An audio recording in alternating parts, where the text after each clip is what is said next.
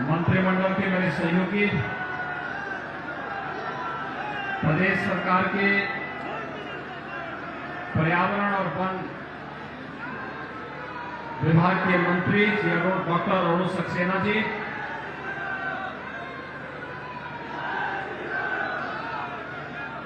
Bharatiya Janata party के क्षेत्रीय अध्यक्ष श्री सत्येंद्र सिसोदिया जी, माननीय सांसद डॉक्टर महेश शर्मा जी, माननीय सांसद श्री भोला सिंह जी, जिला पंचायत के अध्यक्ष डॉक्टर अंतुल तेवतिया जी, माननीय विधायकगण श्री लक्ष्मीराज सिंह जी, प्रदीप चौधरी जी, देवेंद्र सिंह जी, चंद्रपाल सिंह जी, अनिल शर्मा जी, मीनाक्षी सिंह जी, विधान परिषद सदस्य श्री नरेंद्र भाटी जी, भारतीय जनता पार्टी के जिला के अध्यक्ष श्री अनिल सिसोदिया जी, भारतीय जनता पार्टी के प्रत्याशी बुलंदशहर से श्रीमती दीप्ति मित्तल जी, सभी नगर पालिका और नगर पंचायतों के अध्यक्ष पद के प्रत्याशीगण और बुलंदशहर में भारी संख्या में उपस्थित भाइयों बहनों, आज नगर निकाय चुनाव की दृष्टि से मुझे बुलंदशहर की इस ऐतिहासिक धरती पर आने का सौभाग्य प्राप्त हुआ है। भाइयों बहनों, ये बुलंदशहर जनपद का सौभाग्य है कि मां गंगा और मां यमुना दोनों का बराबर सानिध्य इस जनपद को प्राप्त हुआ है। त्रेता युगीन अपने पौराणिक और देश की आजादी के आंदोलन में अपनी ऐतिहासिक पृष्ठभूमि के लिए यह जनपद जाना जाता है। साथ साथ यहां पर अपनी पोल्ट्री उद्योग के लिए भी इस जनपद ने वैश्विक मंच पर एक नई पहचान बनाई है। आज मुझे नगर निकाय चुनाव में, द्वितीय चरण के चुनाव में होने वाले बुलंदशहर के विभिन्न नगर निकायों के भारतीय जनता पार्टी के प्रत्याशियों के समर्थन में आप सबके आशीर्वाद के लिए आज मैं यहां पर आया हूं। मैं आप सभी बुलंदशहर के नागरिकों का इस अवसर पर हृदय से अभिवादन करते हुए आप सभी को बुद्ध पूर्णिमा की अपनी मंगल में शुभकामनाएं भी देता हूं। भाइयों बहनों, आज से लगभग 2500 वर्ष पहले भगवान बुद्ध ने इस धराधाम पर अपना अवतरण लिया था। दुनिया जब भी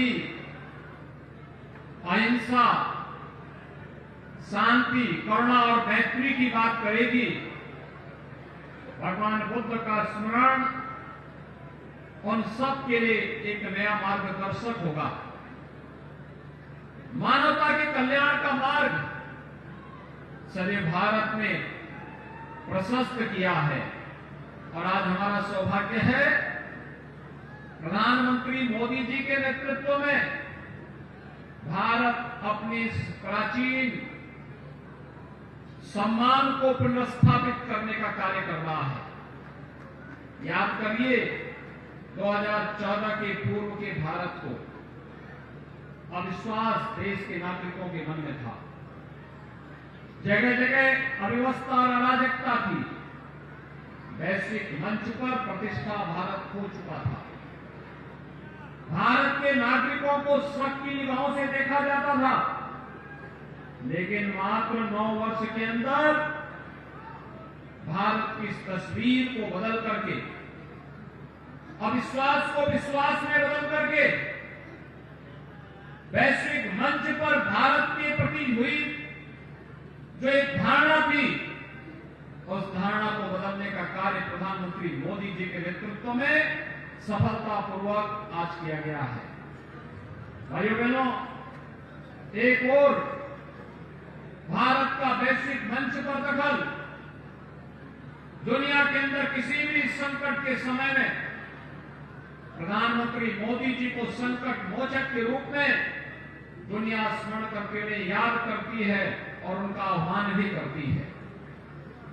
दूसरी ओर पिछले 9 वर्ष के अंदर भारत के अंदर हुए विकास के तमाम कार्य, हाईवे, रेलवे, एयरपोर्ट का निर्माण, रैपिड रेल का निर्माण, मेट्रो, हर घर नल की योजना, हर जनपद में मेडिकल कॉलेज निर्माण के कार्यक्रम, ये सभी युद्ध स्तर पर चले हैं। समय सीमा के अंदर कार्य पूरा होते हुए देशवासियों को, प्रदेशवासियों को इसका लाभ प्रदान कर रहे हैं। गरीब कल्याणकारी योजनाओं में जो कहा सो करके दिखाया।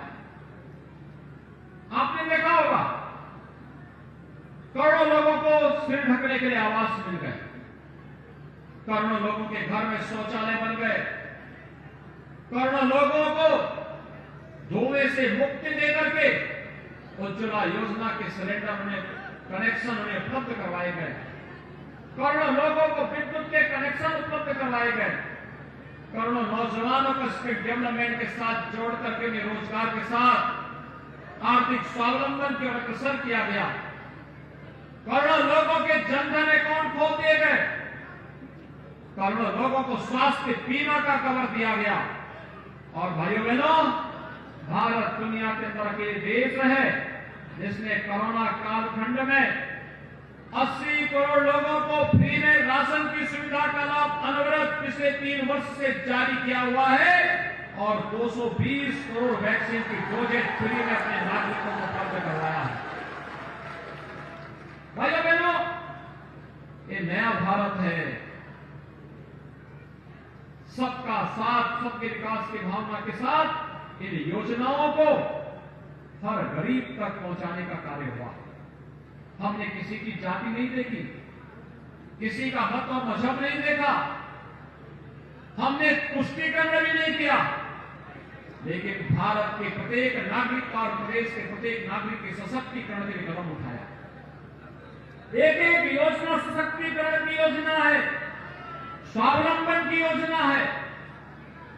मुझे याद है कोरोना कालखंड जब कोरोना की त्रासदी प्रारंभ हुई, उस समय लॉकडाउन लगा, 40 लाख कामगार और श्रमिक उत्तर प्रदेश की तरफ आ गए। देश के अंदर चिंता हुई, क्या होगा इन 40 लाख लोगों का, कैसे इनको यूपी संभालेगा। मैंने कहा यूपी बहुत बड़ा राज्य है, ये 40 लाख तो क्या, अगर इनकी संख्या 1 करोड़ भी आ जाए तो उत्तर प्रदेश अपने यहाँ सम्मान के साथ उनको समाहित करेगा। और भाइयों बहनों, 1 डिस्ट्रिक्ट 1 प्रोडक्ट की योजना के अंतर्गत यहाँ के सूक्ष्म लघु मध्यम उद्योग ने, वहां पर हमने उन सबका आह्वान किया कि कम से कम 1 या 2 लोगों को, कामगार और श्रमिकों को अपने यहां समाहित करो। और भाइयों बहनों, देखते ही देखते 40 लाख लोगों को हर जगह काम मिल गया। ये नया उत्तर प्रदेश है, ये नया उत्तर प्रदेश हाथ नहीं फैलाता है, बल्कि देश के विकास में हाथ बटाने का कार्य कर रहा है, देश के विकास में अपनी बड़ी भूमिका का निर्वहन कर रहा है। आज उत्तर प्रदेश के अंदर पिछले 6 वर्ष के अंदर बदलती हुई तस्वीर को आपने देखा होगा। हमने 54 लाख गरीबों को पिछले 6 वर्ष के अंदर बिना भेदभाव के एक आवास उपलब्ध करवाया है। भाइयों बहनों, 2 करोड़ 61 लाख गरीबों के घर में एक शौचालय बनवाया गया। 1 करोड़ 75 लाख गरीबों को फ्री में उज्ज्वला योजना के रसोई गैस के कनेक्शन दिए गए। और अभी तो दीपावली और होली में उन्हें फ्री में सिलेंडर भी उपलब्ध करवाने की व्यवस्था की जा रही है। 1,21,000 गांव में बिजली पहुंचाने का कार्य हुआ है, जिसके माध्यम से 1,55 लाख गरीबों को, भाइयों बहनों, फ्री में बिजली के कनेक्शन भी दिए गए। भाइयों बहनों, आज बिजली हर एक को समान रूप से मिलती है। 17 के पहले खबर यह होती थी कि आप फलाने गांव में बिजली आई। आज तो बिजली की पर्याप्त उपलब्धता बिना भेदभाव के सबको उपलब्ध करवाया जा रहा है। आज हमने जिले नहीं तय किए हैं, हर दिन हर जिले में, हर गांव में, हर कस्बे में बिजली मिलेगी। और हम तो ये भी तय कर चुके हैं कि निजी ट्यूबवेल लगाने वाले किसानों को फ्री में बिजली उपलब्ध करवाने का कार्य हम लोग करने जा रहे हैं।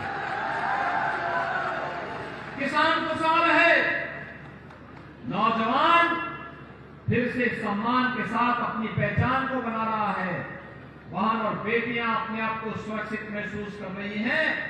और उत्तर प्रदेश की कानून व्यवस्था ने, जिस प्रदेश में 17 के पहले व्यापारी और एक सामान्य शरीफ समाज का सामान्य नागरिक अपनी सुरक्षा और अपनी इज्जत बचाने के लिए सिर झुका करके जैसे तैसे अपना गुजर बसर करता था, अपराधी मौज मस्ती में सीना तान करके चलता था।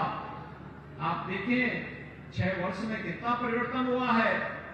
व्यापारी से आज कोई रंगदारी नहीं ले सकता। व्यापारी को और किसी समाज के सम्मानित नागरिक को कोई परेशान नहीं कर सकता। उसकी सुरक्षा में कोई सेंध नहीं लगा सकता। वह तो सम्मान के साथ सिर ऊंचा करके सीना तान करके सड़कों पर कहीं भी आ जा सकता है। लेकिन एक अपराधी और एक माफिया को आज सिर झुका करके गले में तख्ती लटका करके चलने के लिए मजबूर बुलंदशहर तो बदनाम था इन सब कार्यों के लिए। यहां पे तो ये सपा बसपा या लोकदल जो पार्टी है, भाइयों बहनों, ये केवल अवसरवादी पार्टी ही नहीं, ये तो अराजकतावादी पार्टी है। ये दंगे कराते थे। आपने 6 वर्ष में दंगा नाम की कोई चीज सुनी है क्या प्रदेश में? आज तो प्रदेश में दंगे नहीं होते हैं। आज कर्फ्यू नहीं लगता है। आज तो कावड़ यात्रा निकलती है, शानदार तरीके से कावड़ यात्रा निकलती है। आज हमारे शहर गंदगी के ढेर नहीं है, स्मार्ट सिटी के लक्ष्य को प्राप्त कर रही है। स्वच्छ और सुंदर ताकि एक नई प्रतिस्पर्धा प्रारंभ हुई है। आज हमारे शहरों में शोधों का आतंक नहीं है। आज तो हमारे शहर सेफ सिटी बन रहे हैं, सेफ सिटी। जो लोग तमंचावादी थे, परिवारवादी थे, वही तमंचावादी भी थे। और उन तमंचों का इस्तेमाल युवाओं के भविष्य को बर्बाद करने के लिए लोग करते थे। आज युवाओं के हाथ में तमंचे नहीं है भाइयों बहनों। आज युवाओं के हाथों में डबल इंजन सरकार ने टैबलेट देने का काम किया। ये टैबलेट उन्हें तकनीकी दृष्टि से सक्षम बनाने के एक अभियान का हिस्सा है। उनके टैलेंट को टेक्नोलॉजी और ट्रेनिंग के साथ जोड़ने का एक कार्यक्रम है। 2 करोड़ युवाओं को टैबलेट दिया जा रहा है। प्रथम चरण में 20 लाख युवाओं तक पहुंच चुका है। शेष को बहुत शीघ्र हम लोग उन्हें भी उपलब्ध कराने के कार्यक्रम को आगे बढ़ाए। मेरा मानना है जो अभी ग्लोबल इन्वेस्टर समिट हुआ है, 35 लाख करोड़ रुपए का निवेश यूपी में आने जा रहा है। भाइयों बहनों, 35 लाख करोड़ का निवेश 1 करोड़ युवाओं को नौकरी देगा। 1 करोड़ युवाओं को नौकरी का मतलब वैसे ही ट्रेंड और तकनीकी से युक्त युवा हमारे पास होने चाहिए। और उन युवाओं के लिए टैबलेट आज उपयोगी साबित होगा।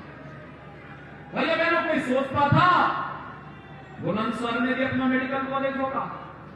आज सर्वैव कल्याण सिंह जी के नाम पर एक मेडिकल कॉलेज इसी बुलंदशहर जनपद में बन रहा है। इस नए सत्र में प्रारंभ भी होगा।